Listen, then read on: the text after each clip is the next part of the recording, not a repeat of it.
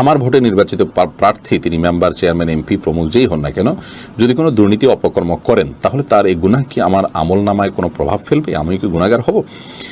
দেখুন, সূরা মাইদা 2 নম্বর আয়াতটি আমাদের মাথায় রাখতে হবে। আল্লাহ বলেছেন, ওয়ালা তাআওয়ানু আলাল ইসমি ওয়াল উদওয়ান, তোমরা পাপ এবং সীমা লঙ্ঘনের কাজে একে অন্যকে সহযোগিতা করবে না।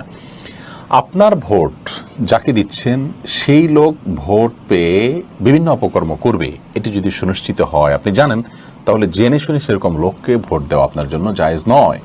আর যদি এমন হয় যে লোকটি নানাভাবে নিজে ভালো হয়ে গেছেন সেটি জানিয়েছেন, অথবা তিনি ভালো পথে চলবেন সেটি তিনি সংকল্প করেছেন, তাহলে তার প্রতি সুধারণার বশে আপনি যদি তার কথা বিশ্বাস করে ভোট দেন তিনি ভালো কিছু করবেন, তাহলে সেক্ষেত্রে আপনি গুনাহগার হবেন না ইনশাআল্লাহ বিইذনিল্লাহ।